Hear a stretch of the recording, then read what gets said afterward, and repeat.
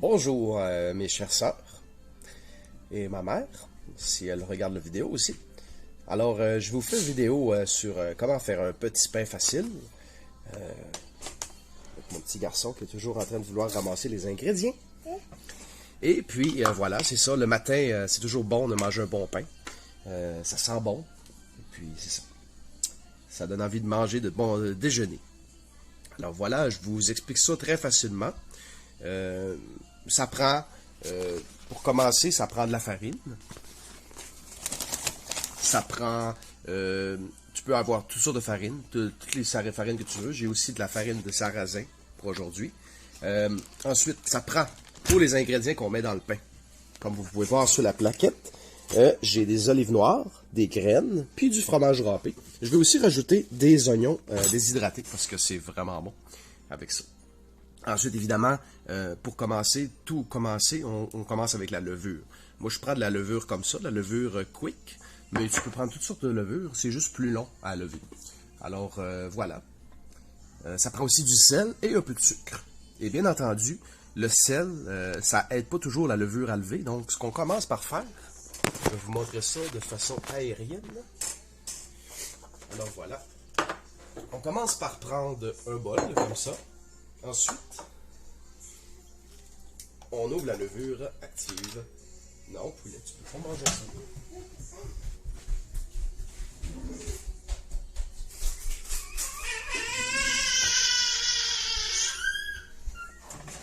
Alors, on met... Il veut avoir du... On met 3 cuillères à thé de levure.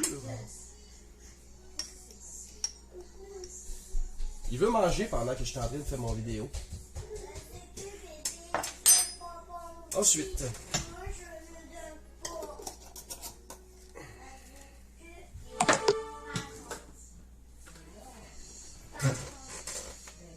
on met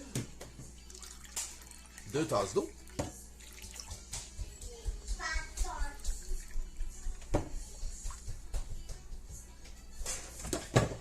On met un petit peu de sucre. Environ une cuillère à soupe.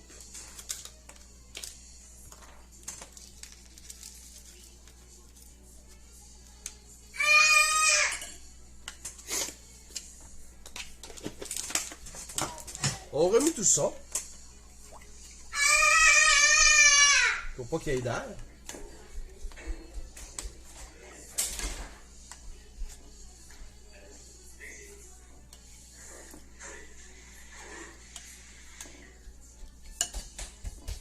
Et on réserve. Ensuite, on prend un grand chaudron. On met, chérie, tu moyen de m'aider juste le temps que je fasse mon vidéo, ce sera pas long. Le poulet, là, il est fâché. On met 2 tasses de farine. Moi, j'ai mis une tasse de blanche. Une deuxième tasse de blanche. Et ensuite, on peut mettre de la brune. Alors, on met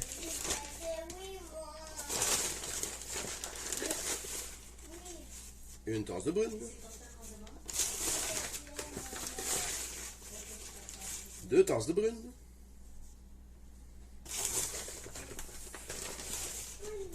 Et j'ajoute une autre moitié de brune. Et je mets aussi du sarrasin. La farine de sarrasin.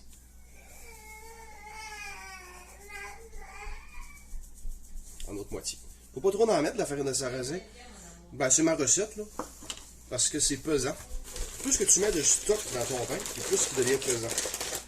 Il faut pas oublier, naturellement, la demi-cuillerée de sel. Bien important. Ou la complète. Ensuite, on brasse un peu. Comme ça. Ensuite, on rajoute nos ingrédients.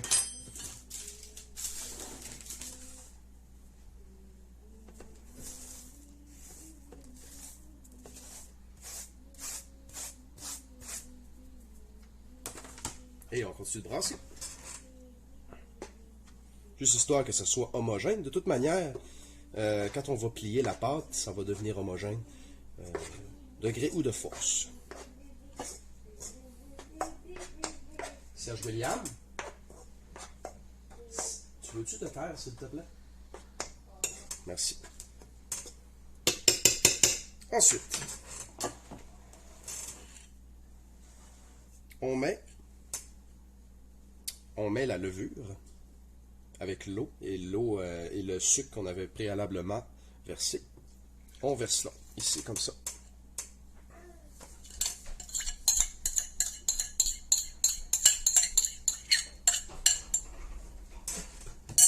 Et là, on se salit. C'est-à-dire qu'on mélange comme ça avec nos mains. On mélange. Ça va commencer à faire une pâte. Et quand ça va commencer à faire une pâte, on peut commencer à plier. Comme ça. Non.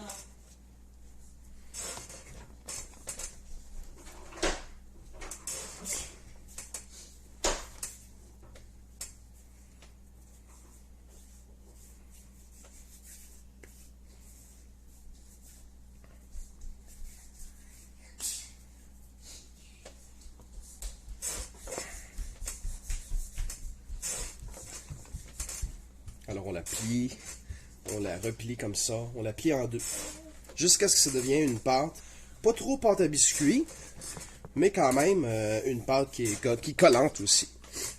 Alors voilà, là on peut voir que la farine ne s'est pas toute intégrée, donc on la remet dedans, comme ça. Alors je viens d'échapper mon téléphone, je vais vous faire une deuxième vidéo quand la pâte va être prête. Alors, je continue de plier la pâte. Je plie la pâte comme ça. Et là, je suis en train de me rendre compte que, de toute évidence, ma pâte manque d'eau. Donc, parce qu'elle ne doit pas être trop farineuse. Alors, je vais mettre un peu d'eau encore. Voilà. Et ça va permettre de faire coller le reste de la farine, qui ne collait pas. Et l'inverse aussi se fait. Si on voit qu'elle est trop collante, on peut rajouter de la farine. L'histoire, c'est surtout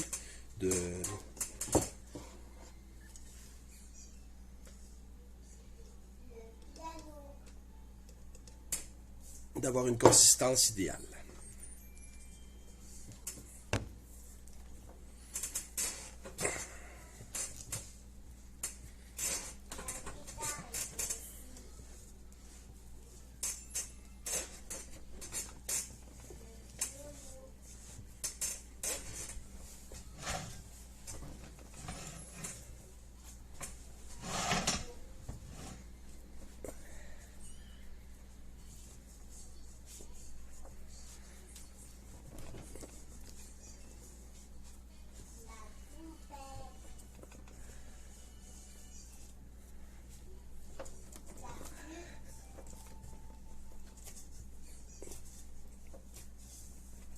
C'est comme faire de la pâte à modeler. Des fois, c'est un peu long. Si la pâte est sèche. Et évidemment, la pâte, elle manque un peu d'eau encore, on le voit. Mais ça fait la job parce que ce qui est plaisant avec une pâte sèche, c'est que ça ne salit pas trop les mains. Donc, tu n'as pas le sentiment d'avoir les mains humides.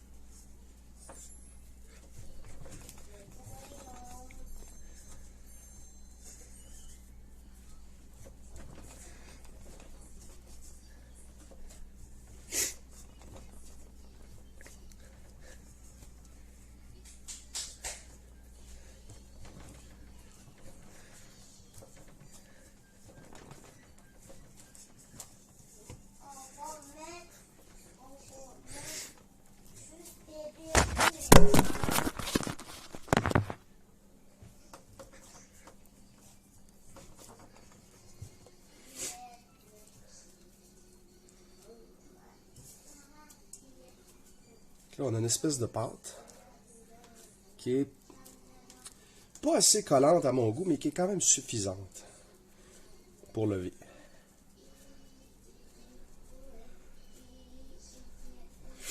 Ensuite, là, ce qu'on fait, quand ça c'est fait, là, moi, je voulais la faire avec 2 moules de pain. On peut faire ça dans un seul chaudron aussi.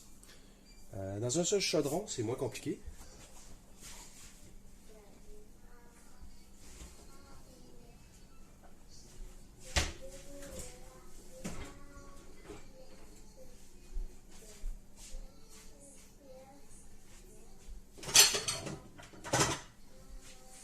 Alors ça, c'est mon petit chaudron parfait pour faire les pains.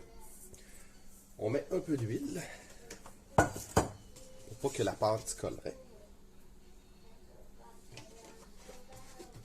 Un peu d'huile comme ça. On l'étend.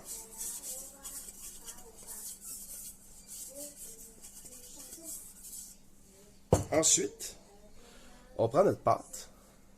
On fait une boule. Il faut faire un beau champignon.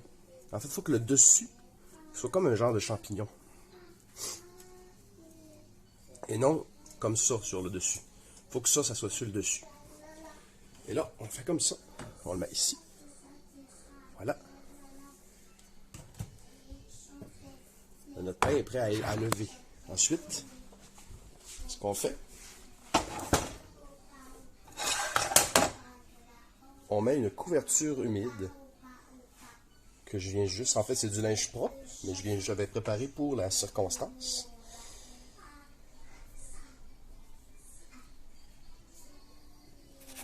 Voilà.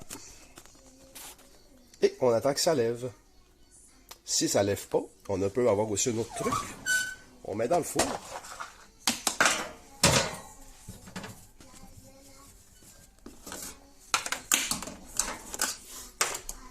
Et on met un plat d'eau chaude, bouillante en dessous. Et la vapeur va faire en sorte que ça va se transformer en pièces humides, puis ça va faire lever le pain.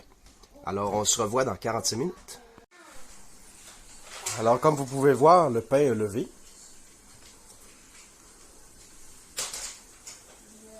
Bien sûr, j'ai dû arrêter le processus, puis le replier 2 fois, puis le remettre.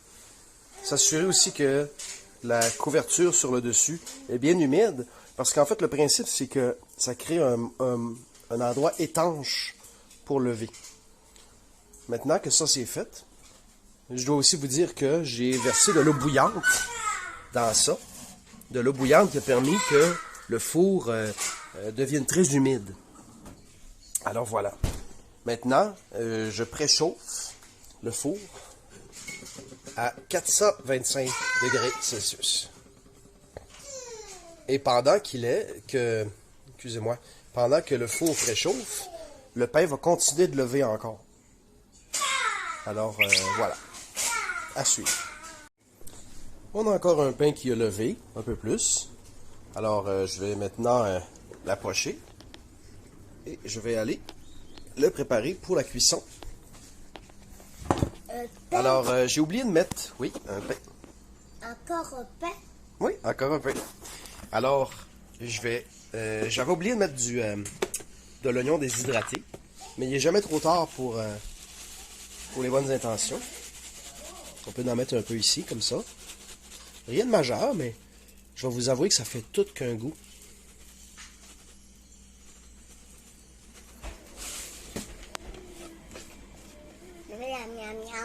Ensuite, je vais mettre un peu d'avoine.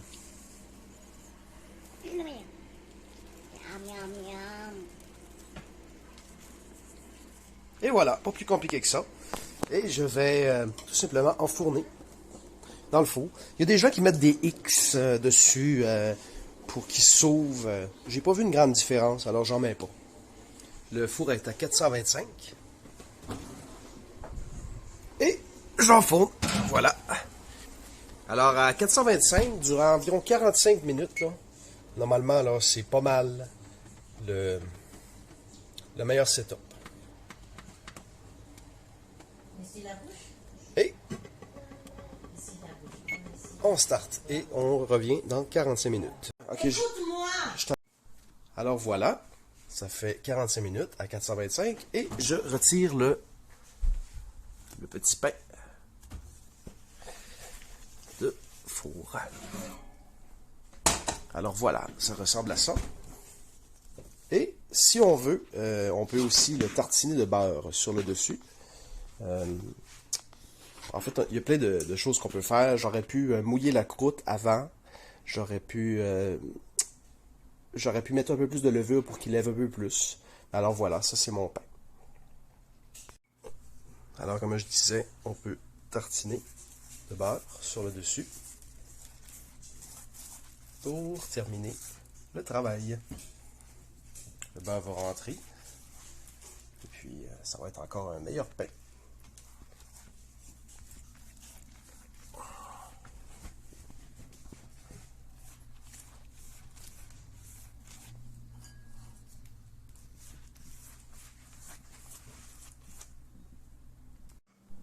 Et voilà, ça fait un genre de pain de miche avec la croûte sur le dessus. Alors, c'était la petite recette de William. À la prochaine. Merci d'avoir écouté.